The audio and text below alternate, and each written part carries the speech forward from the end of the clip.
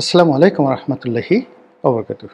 সম্মানিত দর্শক, আজকের যে দিনটিতে বা যে সময়টিতে এই ভিডিওটি করছি, একজন কন্টেন্ট ক্রিয়েটর হিসেবে বা ইউটিউবে আপনাদের জন্য যে ভিডিও তৈরি করি, সেই হিসেবে আজকের এই সময়টি একটি যুগ সন্ধিক্ষণ। তারিখটা হলো 2025 সনের নভেম্বর মাসের 17 তারিখ এবং সময়টা হলো দুপুর 11:15। আমি যখন ভিডিও করছি ঠিক সেই সময়টিতে আন্তর্জাতিক অপরাধ ট্রাইব্যুনাল, সেখানে বাংলাদেশের সাবেক প্রধানমন্ত্রী শেখ হাসিনার বিচারের রায় ঘোষণার তোড়জোড় চলছে। সারা বাংলাদেশে আওয়ামী লীগ আহত শাটডাউন কর্মসূচি পালিত হচ্ছে এবং এই বিচারের রায় ঘোষণাকে কেন্দ্র করে আওয়ামী লীগের যারা পক্ষের লোক, তাদের মধ্যে এক ধরনের রসায়ন কাজ করছে। বিপক্ষের যারা লোকজন রয়েছেন তাদের মধ্যেও মিশ্র প্রতিক্রিয়া কাজ করছে। আসলে ঘটনাটা কি ঠিক হচ্ছে, বা এটার প্রতিক্রিয়া কি হতে পারে, বা পরিস্থিতি শেষ অবধি সামাল দেয়া যাবে কি যাবে না, এরকম দ্বিধাদ্বন্দ্ব মধ্যে আমরা সামাজিক মাধ্যমে যে দৃশ্যগুলো দেখতে পাচ্ছি, সে দৃশ্যগুলো হলো বাংলাদেশের সামরিক বাহিনী, পুলিশ বাহিনী, বিজিবি, অন্যান্য যে সকল আইনশৃঙ্খলা রক্ষাকারী বাহিনী রয়েছেন, তারা তাদের সর্বোচ্চ সতর্কতা নিয়ে এই আইসিটি কোর্টটি সম্পূর্ণ ঘিরে রেখেছেন এবং আপনার অবস্থা দৃশ্যে মনে হবে যেন একটা যুদ্ধ চলছে, ভীষণ রকম একটা যুদ্ধ চলছে। এর কারণ হলো আমাদের দেশে অতীতে যখনই এরকম কোনো রায় ঘোষিত হয়েছে, আমি যতটুকু দেখেছি, আমি বঙ্গবন্ধুর যে আগরতলা মামলা, যেটা ক্যান্টনমেন্টের মধ্যে হয়েছিল, সেই সম্পর্কে আমার কোনো অভিজ্ঞতা নেই।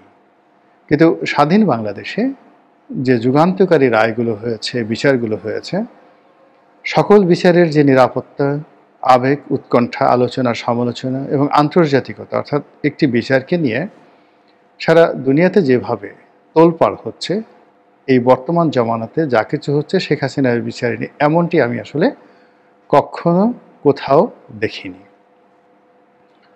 বিচারে কি রায় হবে, এটা নিয়ে আওয়ামী লীগের লোকজন নানা রকম আশঙ্কা ব্যক্ত করছেন এবং রায় হলে কি হবে তা নিয়েও তারা নানা রকম দেশের বাইরে থেকে হুমকি ধামকি দিচ্ছেন।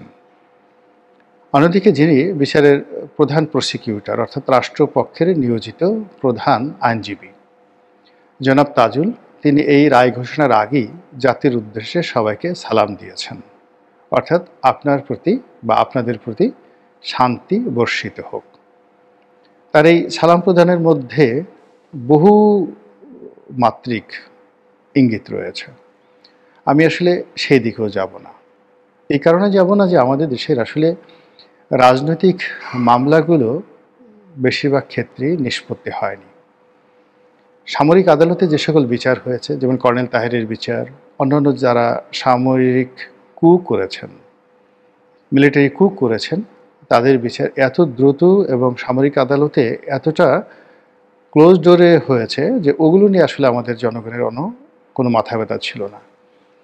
এই যে ওয়ার ক্রাইম ট্রাইব্যুনাল, এটি আওয়ামী লীগ জমানাতে যে বিচার করেছিল যুদ্ধ অপরাধীদের বিচার, ওটা এতটা ওপেন ছিল এবং এতটা সময় নিয়ে তারা বিচার করেছে যে এই বিচার প্রক্রিয়া নিয়ে পক্ষে বিপক্ষে প্রায় প্রতিদিনই টেলিভিশনে, পত্রপত্রিকায়, দেশে, দেশের বাইরে, জাতিসংঘে এবং আমেরিকার যে বিভিন্ন প্রেশার গ্রুপ রয়েছে, লবিস্ট গ্রুপ রয়েছে, সে সকল জায়গাতে হররোজ আলোচনা হতো সংসদে, আলোচনা হতো সংসদের বাইরে, রাজনৈতিক দলগুলোতে, সব জায়গাতে। ফলে ওই বিচার প্রক্রিয়াতে স্কাইপেতে একজন বিচারক আর একজন বিচার বিশেষজ্ঞ বা এই আইন বিশেষজ্ঞ, তার সঙ্গে তাদের যে আলাপ আলোচনা হয়েছিল, সেই আলাপ আলোচনা স্কাইপে কেলেঙ্কারি রূপে সারা বাংলাদেশ তোলপাড় করে দিয়েছিল। তো তো সেই স্কাইপে কেলেঙ্কারির ঘটনা সরকার কিন্তু সামাল দিতে পারেনি, ওই বিচারককে পদত্যাগ করতে হয়েছিল এবং তিনি ট্রাইব্যুনাল ছেড়ে চলে এসেছিলেন তার মূল কর্মস্থল হাইকোর্টে। কিন্তু এখনকার পরিবেশ এবং প্রেক্ষাপট আলাদা। এখন যারা বিচারক হিসেবে এসেছেন তারা একটা ম্যান্ডেট নিয়ে এসেছেন, ফলে কে কোন দল করেছেন, কার কি রাজনৈতিক পরিচয়, কার কি এজেন্ডা, কার কি বয়স, কার কি অভিজ্ঞতা, এ সকল বিষয়াদি নিয়ে প্রশ্ন করার মতো দুঃসাহস এই মুহূর্তে বাংলাদেশে কারোর নেই। আর দেশের বাইরে থেকে যে সকল কথাবার্তা বলা হচ্ছে, অমুক বিচারক অমুক দলের ছিলেন, অমুক দলের হয়ে মিছিল করেছেন, মিটিং করেছেন, এইগুলো আমাদের এই বাংলাদেশে এখন যারা শাসন কার্য পরিচালনা করেছেন তারা কগনিজেন্সে নেবেন বা এই বিষয় নিয়ে কথাবার্তা বলবেন, এর কোনো প্রয়োজনীয় নাই। কাজেই এই বিচারকে বিচারের জায়গায় রেখে দেই, তারা তাদের মতো করতে থাকুক। আর আগামীর রাজনীতি এই বিচারকে কিভাবে ধারণ করবে, কিভাবে হরণ করবে, কিভাবে ওন করবে, সেটা আগামীর দিনে রাজনীতির ভিতর থাকুক, সীমাবদ্ধ থাকুক রাজনীতির মধ্যে, অথবা রাজনীতি সেটা নিয়ে ব্যস্ত থাকুক। আমরা এই মুহূর্তে যে বিষয়গুলো নিয়ে আলোচনা করি সেটা হলো, যেহেতু শেখ হাসিনা এখন ভারতের জিম্মায় আছেন রাজকীয় মেহমান রূপে, দ্য রয়্যাল গেস্ট, এবং যেন তেন রয়্যাল গেস্ট নয়, বলা হচ্ছে যে তাকে সরকার প্রধানের মর্যাদা দিয়ে ভারত জেড ক্যাটাগরির সুযোগ দিয়ে তাকে সেখানে রেখেছে। এই গেল এক। 2 নম্বর হলো যে তাকে অবাধ কতগুলো স্বাধীনতা দেওয়া হয়েছে, যেগুলো সাধারণত কোনো দেশে আশ্রিত রাজকীয় মেহমানদেরকে দেওয়া হয় না। সেই স্বাধীনতা হলো তিনি ইচ্ছা মতো বিদেশি সংবাদ মাধ্যমের সঙ্গে কথাবার্তা বলতে পারছেন, সাক্ষাৎকার দিতে পারছেন, তার দলীয় নেতাকর্মী যারা আছেন তারা অবাধে তার সঙ্গে দেখা সাক্ষাৎ করতে পারছেন। অর্থাৎ তিনি মানে দিল্লিতে বসে বাংলাদেশে যা কিছু করতেন তার সাথে আরও বেশি করে তার যে রাজনৈতিক কর্মকাণ্ড ইন এ ওয়াইডার রেঞ্জ করতে পারছেন।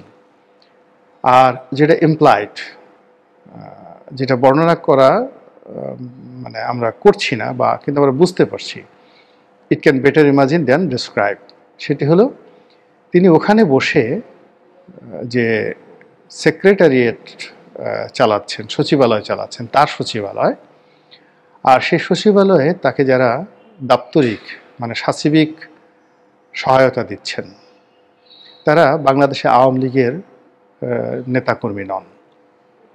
এরা পৃথিবীর প্রেক্ষাপটে সবচেয়ে ঝানু, দক্ষ, অভিজ্ঞ যারা লোকজন, যারা পলিটিক্যাল কনসালটেন্সি করেন এবং ক্রাইসিস ম্যানেজমেন্টে যারা দুনিয়া জোড়া এক্সপার্ট। আপনি জানেন যে এই সমস্ত লোকজন ভাড়ায় পাওয়া যায়। তো সেই ভাড়ার টাকা তারা আওয়ামী লীগের কাছ থেকে নিচ্ছে, না নরেন্দ্র মোদীর কাছ থেকে নিচ্ছে, নাকি আদানির কাছ থেকে নিচ্ছে, নাকি এস আলম বা সালমান রহমান সাহেবরা দিচ্ছে, সেটা ভবিষ্যতে জানা যাবে। কিন্তু বাস্তবতা হলো শেখ হাসিনার জন্য আলাদা একটা সচিবালয় গঠন করা হয়েছে এবং সেই সচিবালয়ে অত্যন্ত দক্ষ, অভিজ্ঞ, যোগ্যতম সচিবগণ অর্থাৎ দাপ্তরিক কাজে অভিজ্ঞ লোকজন কাজ করছেন এবং তাদের মান আন্তর্জাতিক পর্যায়ের। তারা বাংলাদেশের রাজনীতি বোঝেন, কিন্তু তারা হয়তো বাংলাদেশে নন। তারা ভারতীয় রাজনীতি বোঝেন, কিন্তু তারা ভারতীয় নন। তারা আমেরিকার রাজনীতি বোঝেন, চীনের রাজনীতি বোঝেন এবং আওয়ামী লীগের সঙ্গে ভারত, আমেরিকা এবং বাংলাদেশের রাজনীতির কী করে একটা সহনশীল মেলাবন্ধন তৈরি করা যায়, এই কোঅপারেশন তৈরি করা যায়, এই বিষয়টি সম্পর্কে শেখ হাসিনার যে দপ্তর, যে দপ্তরে বিশেষজ্ঞ রূপে, সচিব রূপে যে সমস্ত লোকজন কাজ করছেন তাদের কাজের দক্ষতা ইতিমধ্যে আমরা প্রমাণ পেয়েছি। যে অল্প সময়ের মধ্যে তিনি এই গত জাস্ট 15 দিনের মধ্যে যেভাবে আন্তর্জাতিক গণমাধ্যমে তিনি সাড়া ফেলে দিয়েছেন, এটি গত 2, 4, 10, 20 বছর এইভাবে কোনো শাসক, এমনকি আমেরিকার ডোনাল্ড ট্রাম্প কিংবা জো বাইডেন কিংবা বারাক ওবামা, তারা চেষ্টা করলেও ইতিপূর্বে এইভাবে বিশ্ব গণমাধ্যমের দৃষ্টি আকর্ষণ করতে পেরেছেন এটা কেউ দেখাতে পারবেন না। দ্বিতীয়ত হলো বিশ্ব গণমাধ্যমগুলো টাকার বিনিময়ে অনেক কাজ করে, কিন্তু টাকা তো সবারই আছে। সবাই টাকা দিতে চায়। যখন যুদ্ধাপরাধীদের বিচার চলছিল তখন তো আমরা শুনেছিলাম যে জামায়াত তাদের পক্ষে গণমত সৃষ্টি করার জন্যে সারা দুনিয়াতে তারা মানে তাদের যত সঞ্চয় শেষ রক্তবিন্দু পর্যন্ত তারা বিনিয়োগ করতে আগ্রহী ছিলেন। এবং আমেরিকাতে যারা জামাতের ডোনার রয়েছেন তারা এবং জামাতের যে সকল বড় বড় শীর্ষ নেতা রয়েছেন তাদের যারা আত্মীয় স্বজন আমেরিকাতে থাকেন তারা সেখানে থেকে কী করেছেন, কী চেষ্টা করেছেন তা কম বেশি যারা বাংলাদেশের রাজনীতিতে সংশ্লিষ্ট এবং বিদেশের খোঁজ খবর রাখেন তারা টের পান। কিন্তু ঘোড়ার ডিম কিচ্ছু হয়নি, নাথিং হ্যাপেন্ড। কিংবা ধরুন গত 15 বছর ধরে বিএনপি কী না করেছে। তারা ইচ্ছা করলে কি একটা টেলিগ্রাফে সংবাদ ছাপাতে পারতো না? ইন্ডিপেন্ডেন্ট থেকে তারেক রহমান সাহেবের একটা এরকম ইমেইলে তারেক রহমান সাহেব একটা সাক্ষাৎকার দিতে পারতেন না? কিংবা তার যারা এক্সপার্ট তারা এক্সপার্ট মিশন নিয়ে তিনি জাপান, আমেরিকা, সৌদি আরব, চীন, পাকিস্তান তার যে সকল বন্ধু রাষ্ট্র রয়েছে, সংযুক্ত আরব আমিরাত যাদের সঙ্গে বেগম খালেদা জিয়া এবং তার পিতার একটা ভালো সম্পর্ক ছিল, ঠিক সেই জায়গাতে তিনি নক করতে পারতেন। তো সেই জায়গাগুলো তিনি করেননি অথবা তিনি করতে পারেননি। ফলে কি হলো, বিএনপি কিন্তু সেই বিএনপি জায়গাতে রয়ে গেছে। কিন্তু হয়রাস গত 14 মাসে আপনি যদি আওয়ামী লীগের বিবর্তন দেখেন, সেই বিবর্তনে যখন তারা ক্ষমতাচ্যুত হয়ে চলে গেল তখন জনাব সজীব ওয়াজেদ জয় ছিলেন পৃথিবীর সবচেয়ে নিন্দিত একজন ব্যক্তি। অন্তত বাংলাদেশে যারা জনগণ তারা সেটাই মনে করতেন। এখন সেই মানুষটি 14 মাসের মাথায় কেন আমেরিকার শীর্ষস্থানীয় পত্রিকার দৃষ্টি আকর্ষণ করছেন, তার সাক্ষাৎকার কেন ছাপা হচ্ছে, তার বক্তব্য কেন গুরুত্ব সহকারে ছাপা হচ্ছে এবং তিনি যা বলছেন তা কেন বিশ্ব মিডিয়াতে আসছে। দ্বিতীয়ত, শেখ হাসিনা পতিত স্বৈরাচার, তাকে বাংলাদেশ থেকে উচ্ছেদ করা হয়েছে, তিনি ফ্যাসিস্ট, তিনি ভারতের আশ্রয় আছেন, আমেরিকার সঙ্গে ভারতের সম্পর্ক খুব খারাপ, চীনের সঙ্গে ভারতের সম্পর্ক খারাপ। তো সেক্ষেত্রে চীনের সংবাদ মাধ্যম, আমেরিকার সংবাদ মাধ্যম, পশ্চিমের সংবাদ মাধ্যম, রাশিয়ার সংবাদ মাধ্যম, এমনকি পাকিস্তানের সংবাদ মাধ্যম কেন হুমড়ি খেয়ে শেখ হাসিনার বক্তব্য প্রচারের জন্য একে অপরের সঙ্গে প্রতিযোগিতা করছেন এবং অলমোস্ট এভরিডে গত 15 দিন যদি আপনি দেখেন অলমোস্ট এভরিডে 2 থেকে 3টি আন্তর্জাতিক গণমাধ্যমে শেখ হাসিনার বক্তব্য ছাপা হচ্ছে এবং অবস্থার দৃষ্টি মনে হচ্ছে যে ওই পত্রিকাগুলোর মালিক শেখ হাসিনা। তিনি যেভাবে চাচ্ছেন সেইভাবে ছাপা হচ্ছে, তিনি যে কথাগুলো বলছেন সেইভাবেই সেগুলো প্রকাশিত হচ্ছে এবং তিনি যখন চাচ্ছেন, যেই মুহূর্তে চাচ্ছেন ঠিক সেই মুহূর্তে এই সংবাদগুলো ছাপা হচ্ছে। এইরকম নজিরবিহীন ঘটনা আমি কখনো দেখিনি। বিশেষ করে 2টো গণমাধ্যম, একটা হলো আল জাজিরা। আল জাজিরা নীতিগতভাবে শেখ হাসিনার বিরুদ্ধে ছিল বহুদিন। আপনারা জানেন যে প্রাইম মিনিস্টার্স ম্যান নামক একটি সেই বিখ্যাত ডকুমেন্টারি তারা তৈরি করেছিল। আরেকটি হলো তাদের একজন ভূমিমন্ত্রী ছিলেন জাভেদ, তার বিদেশে যে শত শত বাড়ি আছে, হাজার হাজার কোটি টাকার সম্পদ আছে, এগুলো নিয়েও তারা একটা ডকুমেন্টারি তৈরি করেছিল যা কিনা আওয়ামী লীগ রেজিমকে মারাত্মক প্রশ্নের মুখে ফেলেছিল দুনিয়াব্যাপী। তো কাজী আল জাজিরার সঙ্গে তাদের যে সম্পর্ক, এটি ওহিনকুল দাকুমরার সম্পর্ক, এটা স্বাভাবিক। অন্যদিকে বিবিসি বাংলার সঙ্গে তার সম্পর্ক ভালো থাকলেও বিবিসি ইন্ডিয়া, আনন্দবাজার পত্রিকা এবং বিবিসি ইংল্যান্ড, এই 3টি প্রতিষ্ঠানের সঙ্গে শেখ হাসিনার সম্পর্ক ভালো ছিল না।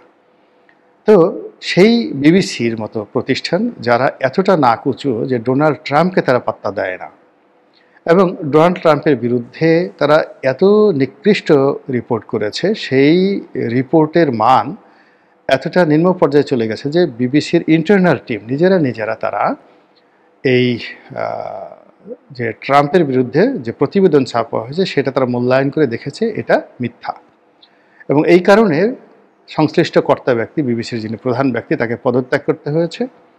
ডোনাল্ড ট্রাম্পের নিকট তারা ক্ষমা চেয়েছে এবং এখন ডোনাল্ড ট্রাম্প মামলা করার হুমকি দিয়েছে এবং সেই মামলা তারা মোকাবেলা করার জন্য প্রস্তুতি নিচ্ছে। তো এইরকম একটা নাকুচু ব্রিটিশ জাতীয় গণমাধ্যম, সরকারি গণমাধ্যম, তারা $1 ট্রিলিয়ন বিনিময়ে, মানে এখানে কি বলবো, $100 বিলিয়ন, $1 বিলিয়ন মানে ধরুন এই মুহূর্তে 11,000 কোটি টাকা। তো তো $1 বিলিয়ন, $2 বিলিয়ন, এর কারণ হলো প্রায় $7 বিলিয়ন বোধহয় মামলা হবে ডোনাল্ড ট্রাম্প করবেন। তো $7 বিলিয়ন তো তারা ঘুষ খাবেন না। আপনি এখানে $1 ট্রিলিয়ন ধরেন, অর্থাৎ $1 ট্রিলিয়ন দিয়েও তাদেরকে কেনা যাবে না। এরকমই তাদের নাকচু। এটা ব্রিটিশ জাতি, তাদের অহমিকার একটা পার্ট হলো এই বিবিসি ওয়ার্ল্ড সার্ভিস।